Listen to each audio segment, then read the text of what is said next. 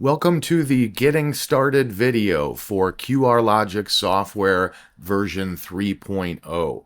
We'll begin by taking a look at the dashboard. This is the start page that we see here, and this is the page that you'll see the first time you open QRlogix Software. Up at the top right corner, we have a link to the QRlogix website, and below that we have a link to the support portal. This is a great resource for all kinds of resources, including video tutorials, which you can link to directly from here. Above that, we have the QRlogix folders link. If you open that up, you'll get access to some important folders that contain default locations for file drop printing. You've got a miscellaneous folder that has an Excel tutorial file and also a template for that tutorial if you ever want to follow along with the video. You've got a folder for print history if you want to save files there. Print to images, that's the default folder. If you don't want to print to a printer, you want to practice printing to images, that's the default folder location. We'll learn more about that later. Print to files, that's the default folder for print to files. That's another printing method we're going to talk about momentarily. And then a templates folder where you can store template files. And to the left of the folders, we have printer selection. Now, currently we're set to print to images. Print to images gives us the ability to print to a folder in an image format so we could see what the print jobs would look like. This is great for testing. It's great for presenting. It's a very handy tool when you want to not waste labels but practice and see what things would look like. And we'll see it in more detail later on. And we can change our printer here. So if I click on change, I can grab an actual printer, set it up, and then the properties tab gives us access to some handy printer features, notably top and left. This is how we adjust offset. So if you go and print the first time and the data, the label design is not perfectly centered on your output, if you need to move it up or down or left or right a little bit, this is a great way to do it. It's XY axis information, so it's counterintuitive. Meaning if you want to move it down, you go to the top field, and the higher the positive number, the farther down it goes. In this case, 1 would be 1 dot in 300 dots per inch. So if you put a 10 there, it would be 10 of 300 dots per inch. So it doesn't move much, which typically you don't need to do, but that's how you would adjust it up, down. Left, right is the same way. A positive number moves it to the right. A negative number or a lower number moves it to the left. Below that, we've got other printer settings. This gives us access to the printer driver. Lots of good stuff here. We can go into preferences. We can change the speed, darkness, label size, all that information. This would be the same access point that you would find in control panel printers and devices. So this is a pretty handy way to get to it. Below that, we've got label rotation. So if you want it to come out 90 degrees sideways or upside down 180 degrees, you can adjust that here. And then at the bottom, we have the ability to go to printer settings instead of software settings. So it would use the onboard printer settings instead of these. Next, we'll take a look at the template gallery.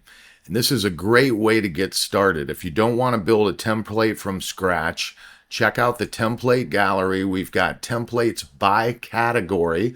You can come out here, check out the different categories, find a template you like, select use template, and now that template will appear on your dashboard ready to print. This is a really handy feature. If you're looking for something you want to get started quickly, it's a lot easier to just find something close to like what you want and then modify and edit it as opposed to starting from scratch. I'm going to click the little button up here in the top left corner, dashboard, to get back to the dashboard. And then I'm going to come down here to the very bottom left corner. We've got 3 icons. The icon at the top is import template. Below that, we have user profiles. And then below that, we have the setting and preferences page. Here on the setup and preferences page, up at the top, we again have printer selection. These are the same features that we saw a moment ago.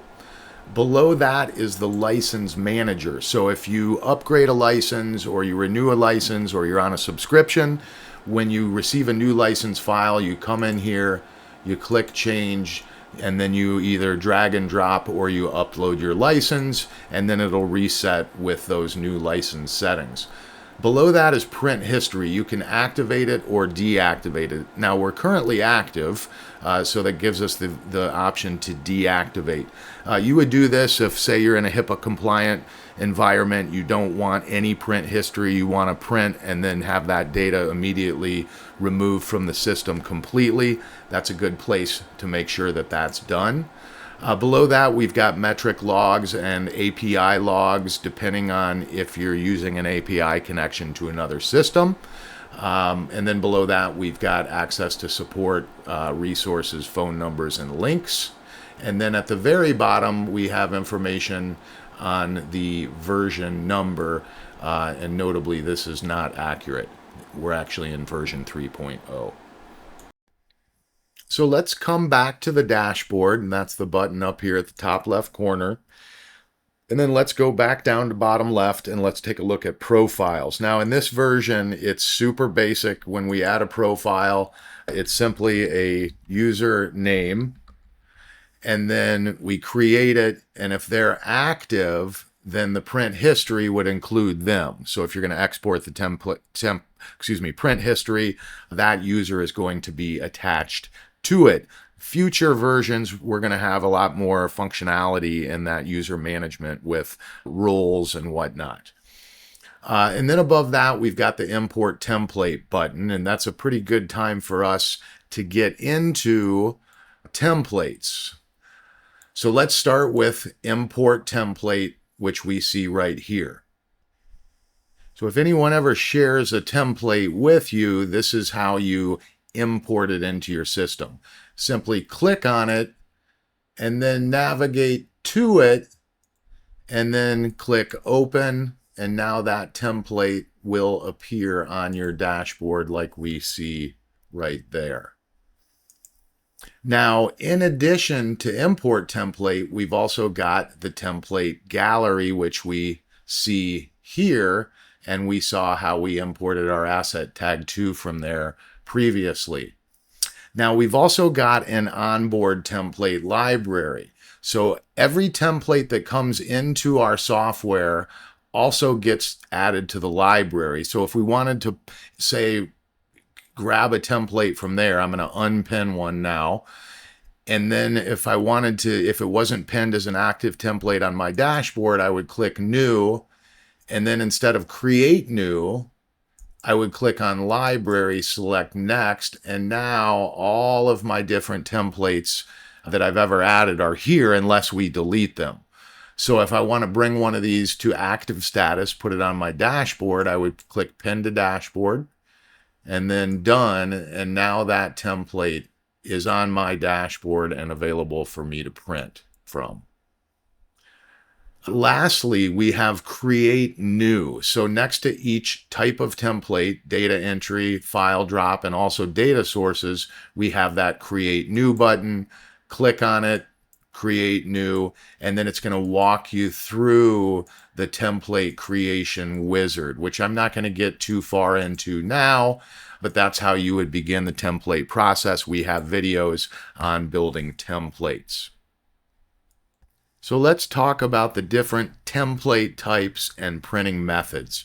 We referenced data entry templates. Data entry templates allow us to type in data or scan in a barcode's data or a combination of both and print.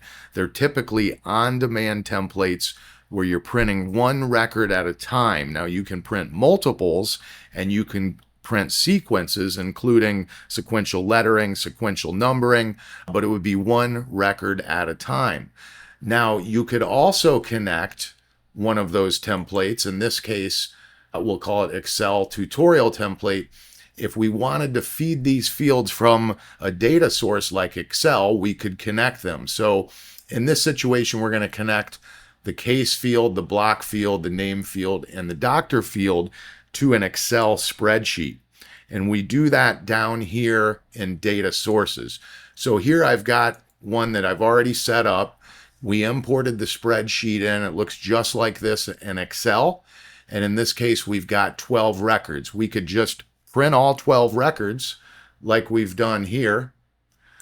Or when I refresh my data source and go back out to that spreadsheet and grab the data, what we could do is we could select just a few records at a time. And then we could also do things like change the drop-down. So if we didn't want H&E, we could do PAS. If we wanted to type in miscellaneous data, we could do that and then print just those records. We could then select them all, print the remaining, or we could print one at a time or a selection. Now, something that's really cool as well we can do is we could take this remaining import and we could click over here to the form, and we could now print these from the form if we wanted to manage them this way, where we do one individual record, but we can again change different things like this and add data as we need this way and then print. We can also lock out fields if we want to retain the data, which is typically a good idea if they're coming from a spreadsheet. We can hide those locks, print, and now in this case of the 7 remaining records, it just printed that one. And now it's populated the second record. So we printed A1-1, it's now printed A1 or populated A1-2. We could do different things like print multiple records or change this field to new data. And now when we print, that time we printed 3 records. So you can manage your data source imports from the batch printing area here, the print queue, or you can do it on an individual record basis like we see from that print form. So that's how we would connect a data entry template to a data source. But it's important to understand that many people just focus on using data entry templates where you would live in this type of form and print your data accordingly. Now, there's some really cool features at the top here to manage these. We saw those locks earlier, and if you want to keep the data locked, you don't want to have to repopulate it, that's a great way to do it. Because when I print now, actually the clear button I should use, this resets it. So when I print, it's going to reset blank. And when I type new data in, if I don't save the data or lock the data, when I print, it's going to clear out. Whereas if I do lock the data, oops, put that in the right place. And now I hit save, that data is going to repeat. So if I want it to clear out, I use that. If I want it to repeat, I hit that. Additionally, we can go in at the field level. We can add sample value, which is really handy when you're in the label designer. And then we've got a bunch of other tools here. We can lock a field. We can repeat the last data. That works a little bit differently than save, in that save always does the same data. Repeat last data will repeat that same data until you write over it, and then it'll repeat the new data. We've got some other fields. Hidden is one that you might want to use to hide the fields from the form.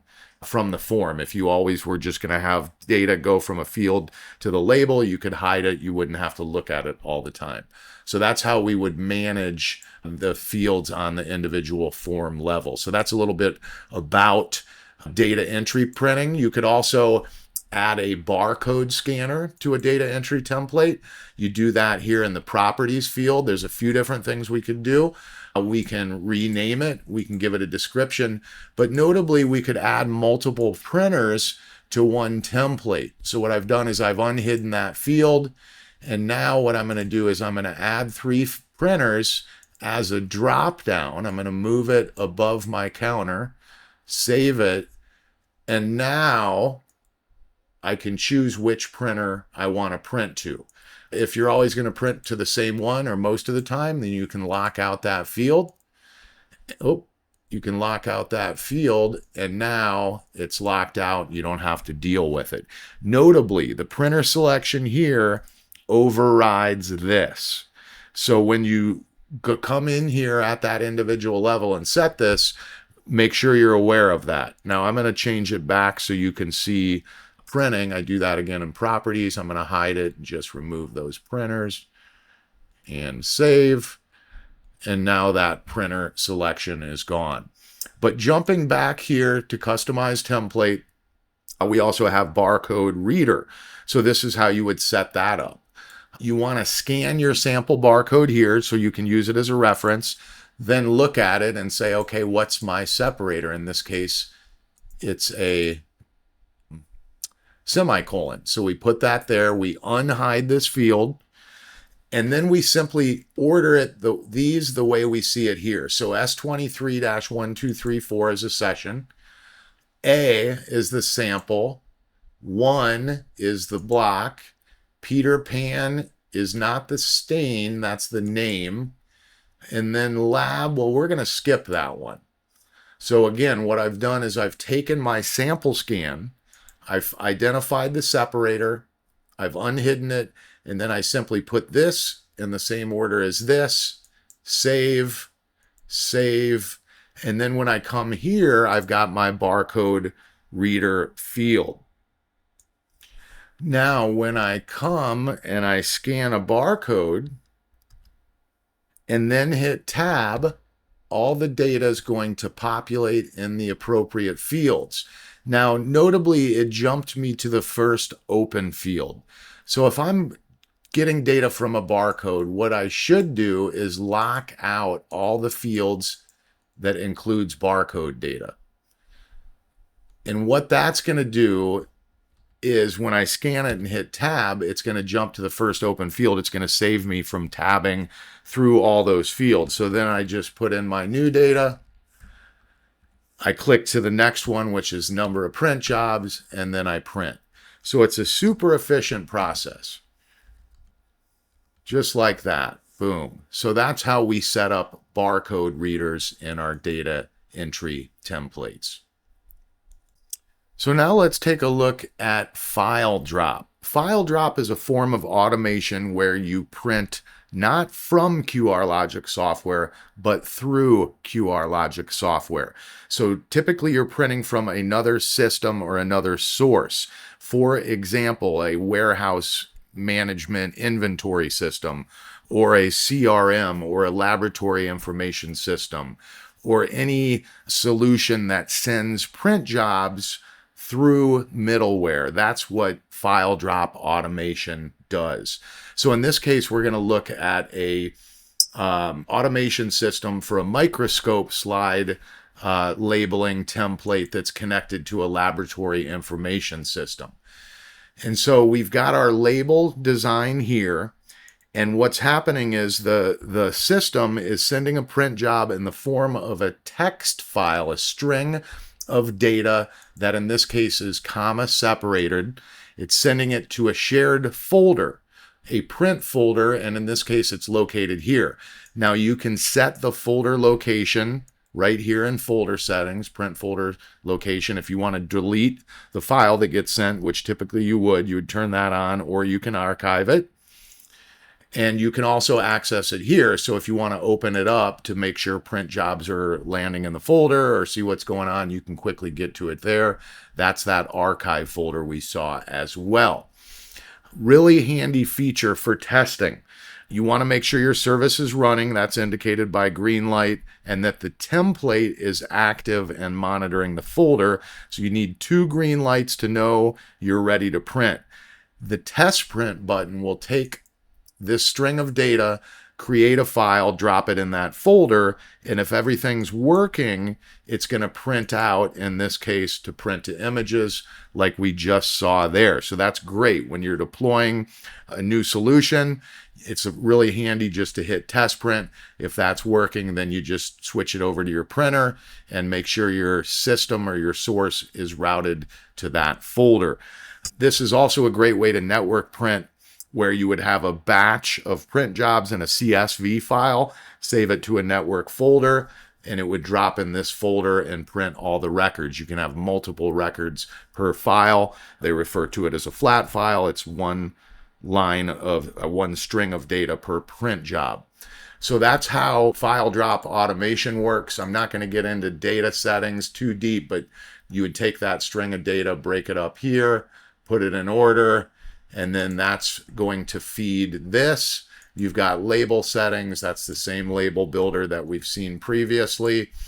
And then you've got some more detailed things if you wanted to do different printers or have printer magazines, things like that. You can rename templates, export them, duplicate them, delete them. Here we have more videos that go in depth on file drop automation. So if you're going to be using this feature, I encourage you to access those videos accordingly. So that concludes our Getting Started tutorial. If you want to learn more about the different subjects that we covered, I would encourage you to check out the video library. We've got much more detailed videos that go into all kinds of different aspects of the software. So you'll find some great resources in our support center. Thanks again for watching the video. If you need further assistance, reach out to our customer support team. We'd be happy to help.